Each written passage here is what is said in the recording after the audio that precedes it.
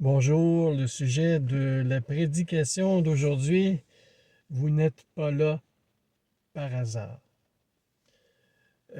Dans Ésaïe, chapitre 44, verset 2, qui dit, Voici que je te déclare, moi le Seigneur, qui t'ai fait, qui t'ai formé avant ta naissance. Vous n'êtes pas là par hasard. Votre naissance n'a été ni une erreur, ni le fruit du hasard, et votre vie n'est pas un accident.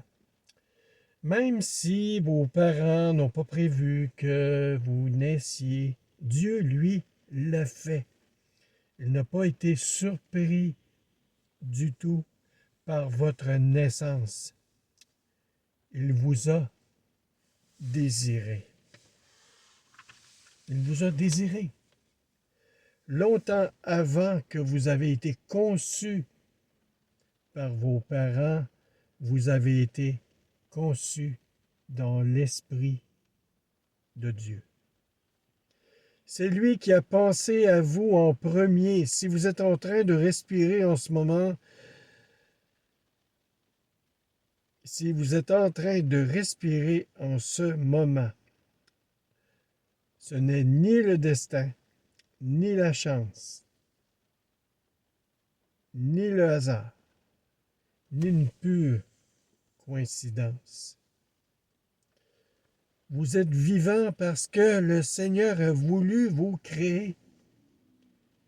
La Bible dit, l'Éternel achèvera ce qui me concerne. C'est dans le psaume 138, verset 8. Longtemps, Dieu a façonné votre corps dans les moindres détails. Il a délibérément choisi votre race, votre couleur de peau, votre type de cheveux, etc. Il a fait votre corps sur mesure, exactement comme il le souhaitait. Aussi, il a déterminé quel talent naturel vous posséderiez et forgé le caractère unique de votre personnalité. La Bible dit dans le psaume 139, verset 15, exactement cela, le verset 15 du psaume 139, « Mon corps n'était point caché devant toi lorsque j'ai été fait dans un lieu secret, tissé dans les profondeurs de la terre. » Comme Dieu vous a créé pour une raison, il a aussi décidé quand vous naîtriez et combien de temps vous vivriez. Je m'excuse. Il a planifié les jours de votre vie à l'avance et choisi le moment exact de votre naissance et de votre mort. Le psalmiste, encore un psaume, et celui-ci, il est le psaume 139, verset 16 également.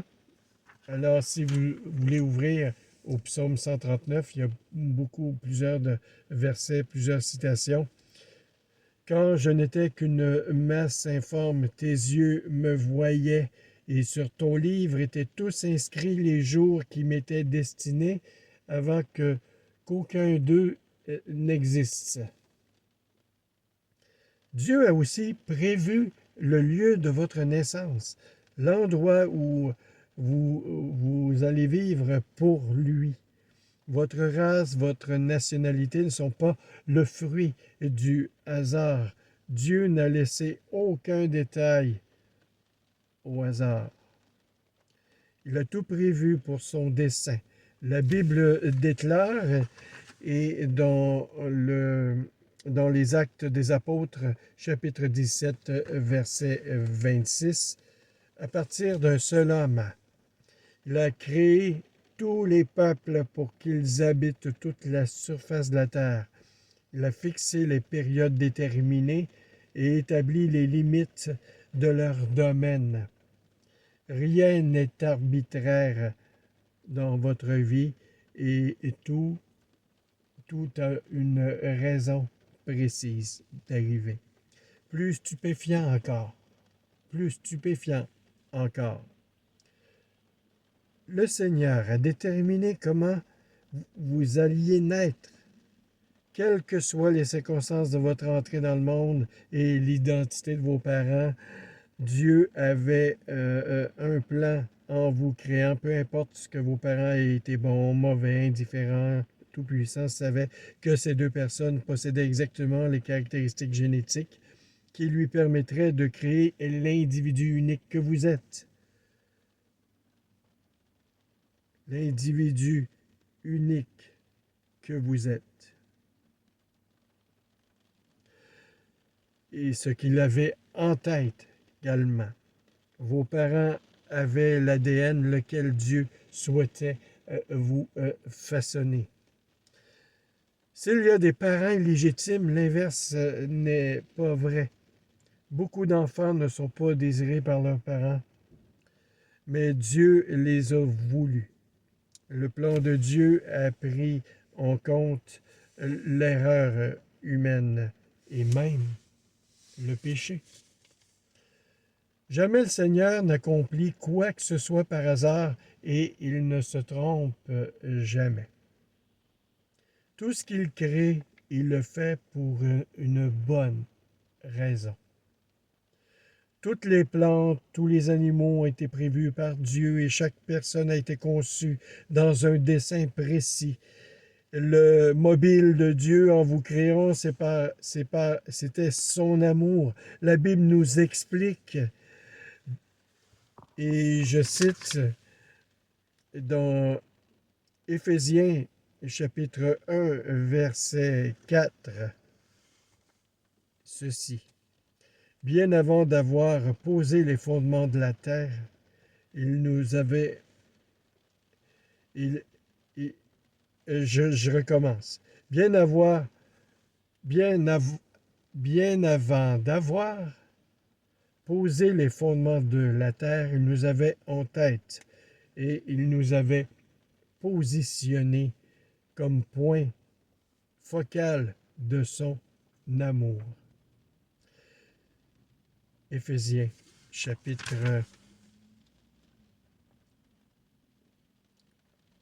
1, verset 4.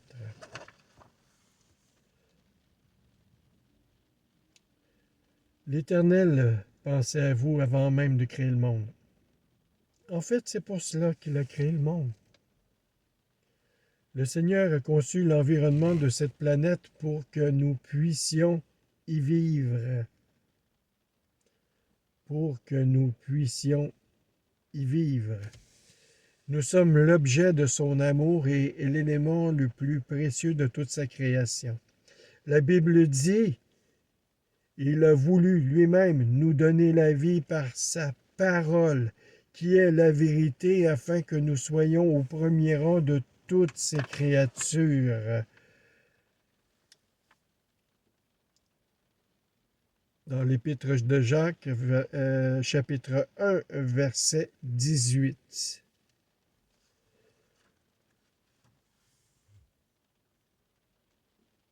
Voilà à quel point Dieu vous aime et vous apprécie. Le Seigneur n'est pas un improvisateur non plus. Il a tout prévu avec une grande précision. Plus les physiciens, les biologistes, les autres scientifiques ont appris des choses sur l'univers, plus nous comprenons à quel point ce dernier est exactement adapté à notre existence et fait sur mesure avec les caractéristiques uniques qui ont rendu possible la vie humaine. Michael Denton spécialisé dans la génétique moléculaire humaine à l'Université d'Otago en Nouvelle-Zélande, a conclu: toutes les preuves disponibles dont les sciences biologiques soutiennent la proposition fondamentale selon laquelle le cosmos est un tout conçu de façon précise et que la vie de l'espèce humaine est son but et son dessein fondamental. C'est un ensemble dans lequel toutes les facettes de la réalité tirent leur sens et leurs explications de ce fait central. Et je vais vous donner la référence. C'est Michael Denton, qui est dans son livre Nature's Destiny. Je vais le dire en français et ce sera dans la description. Comment les lois de biologie révèlent l'univers. Et c'est écrit à New York, Free Press, 1998. Mon anglais n'est pas très bon, donc j'ai pas voulu me risquer de scraper le titre. Michael Denton. Des milliers d'années auparavant, la Bible disait déjà la même chose. Et cette référence, elle est de Isaïe, chapitre 45, verset 18. Le Dieu qui a formé la terre et qui l'a faite, celui qui l'a établi, qui ne l'a pas créé pour être vide, qui l'a formé pour être habité. Pourquoi le Seigneur a-t-il fait tout cela?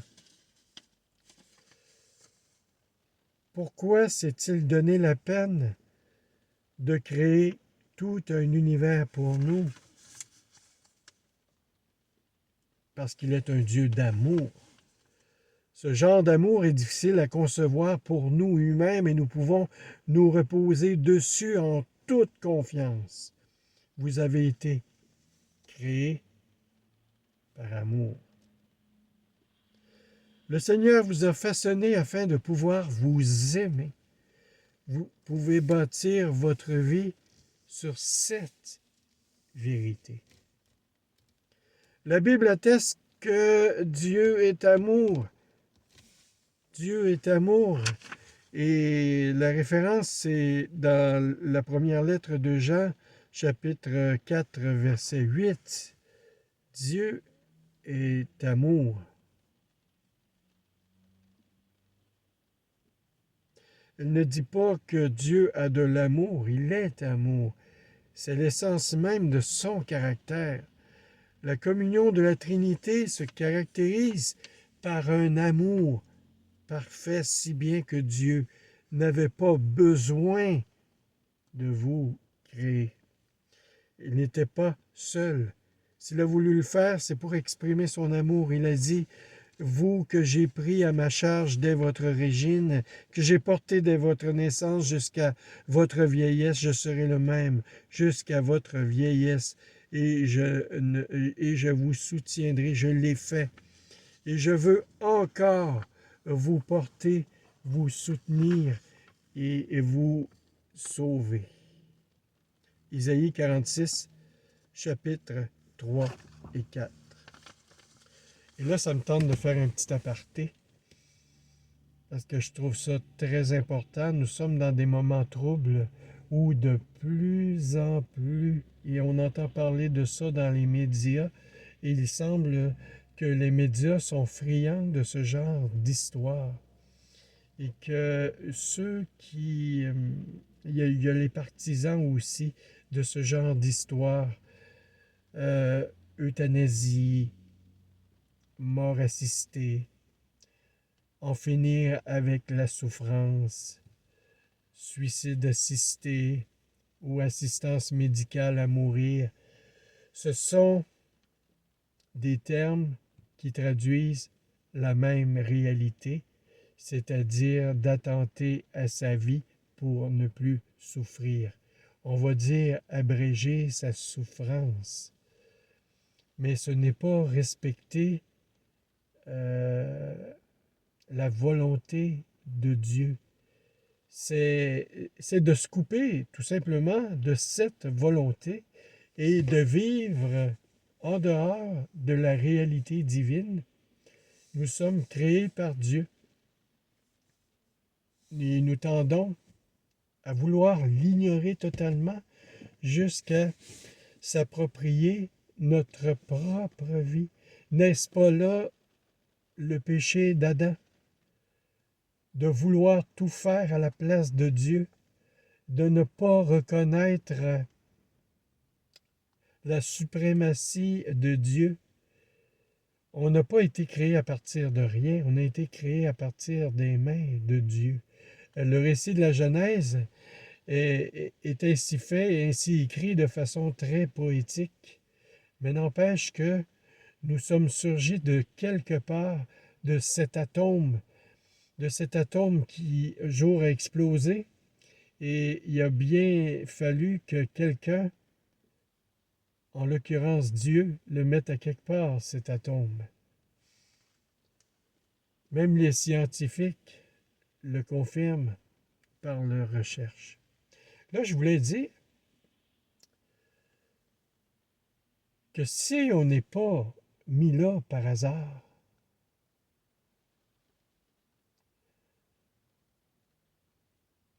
est-ce que le Seigneur, lui, va permettre qu'on atteigne à la vie qu'il a créée? Si la souffrance, elle est difficile, si la souffrance est intenable, et là, je vais répéter le dernier verset que j'ai dit, celui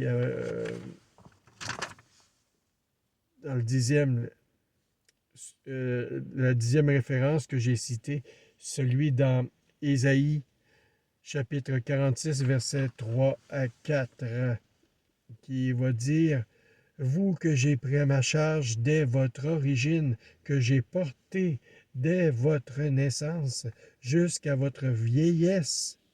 Et ça, il ne faut pas oublier des personnes âgées. Dieu est encore là auprès de vous. Si vous êtes dans la fleur de l'âge, malade, très malade,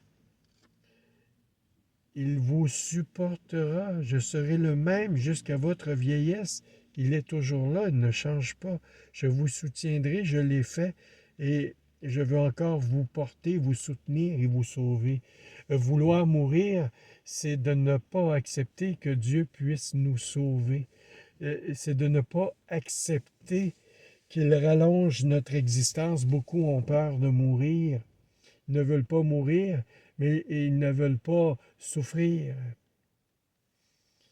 Mais en Dieu, la souffrance devient un fardeau qui est léger. Ce sont des denrées spirituelles, je pourrais dire, la nourriture spirituelle.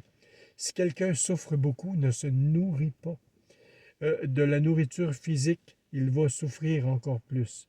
Si le malade souffre de malnutrition spirituelle, il ne se nourrit pas, il va encore plus souffrir et il va vous désirer mourir. Alors, nous sommes dans une société en mal de nourriture spirituelle. Il n'y a plus d'espoir.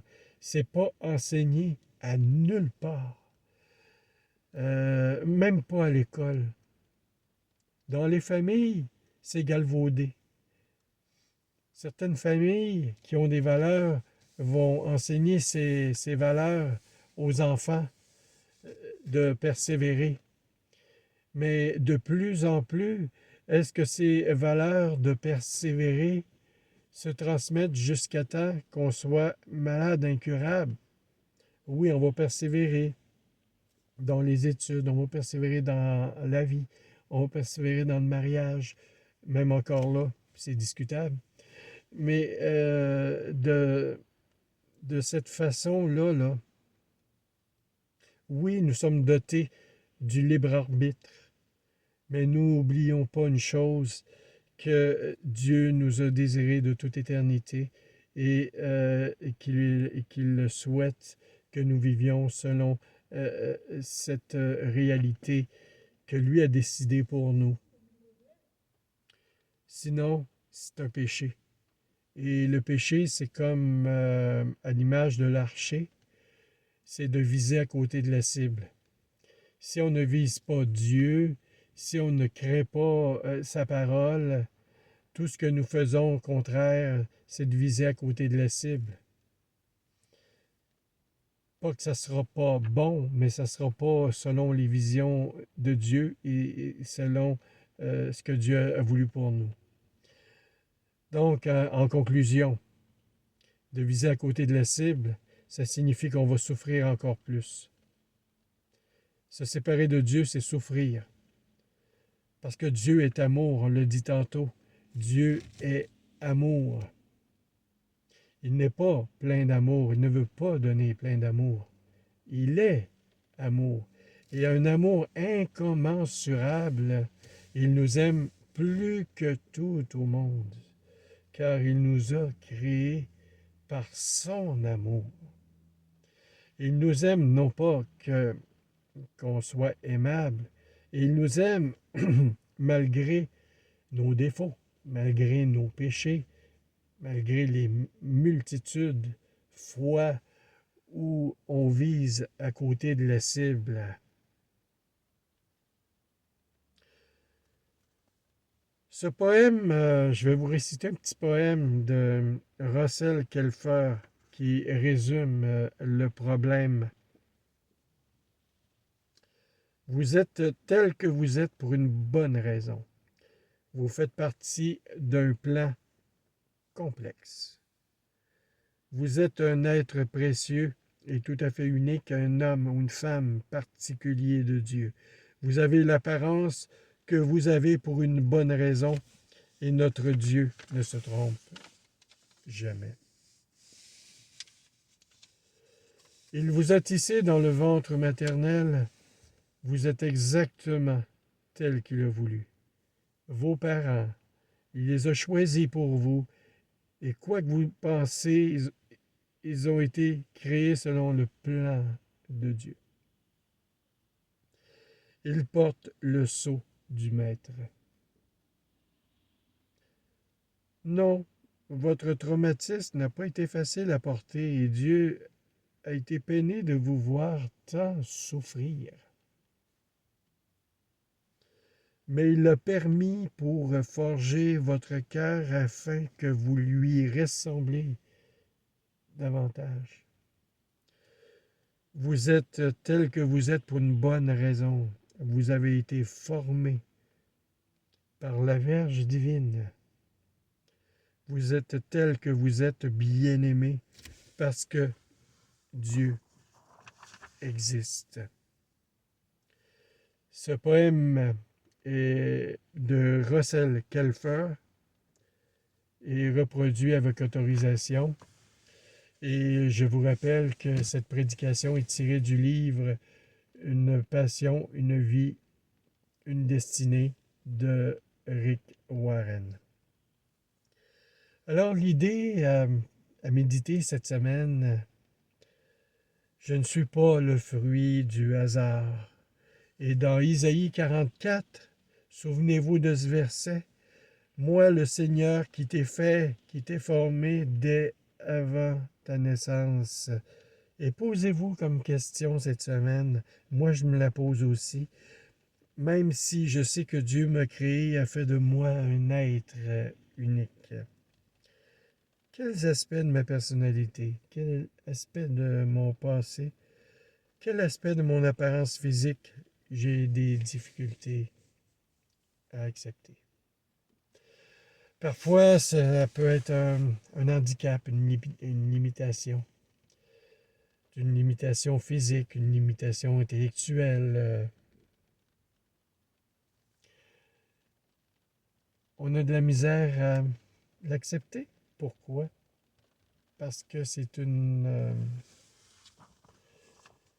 circonstance avec laquelle on a de la difficulté à dealer, à gérer. On a de la difficulté à la gérer. Parfois, on va avoir l'impression qu'on ne fit pas dans le décor, qu'on est différent. Personne autiste invisible, par exemple, qui est souvent taxée de n'être pas intelligente, de pouvoir pas suivre la parade, la dyslexie, la dysphasie aussi, mais ce n'est pas un manque d'intelligence. Et si vous êtes comme ça, Dieu avait un plan pour vous. Et si le monde ne vous accepte pas, le Seigneur, votre Dieu, vous accepte tel qu'il est. Et ça, c'est le plus important. Il va vous aider, il va vous supporter. De même, si vous avez une maladie incurable, si vous êtes en fin de vie, le Seigneur, lui, va vous supporter, va vous aider. La meilleure façon de connaître le Seigneur est justement, reprenez ces versets que je vous ai cités aujourd'hui. Euh, Souvent, pour aujourd'hui, Isaïe, relisez ce prophète, relisez les épîtres de Paul. De toute façon, les versets que je vous ai cités tantôt, y compris le physicien, le livre, le scientifique, ce sera dans les commentaires, dans les notes en bas de page de Rick Warren, qui Une vie, une passion, une destinée, qui, je le dis, je fais cette série de prédications parce que ça me semble important. Trop de gens, je pense que la prédication de l'Évangile doit commencer là. Il y avait une formation que j'ai suivie qui était évangélisation par la personnalisation. Et dans ces formations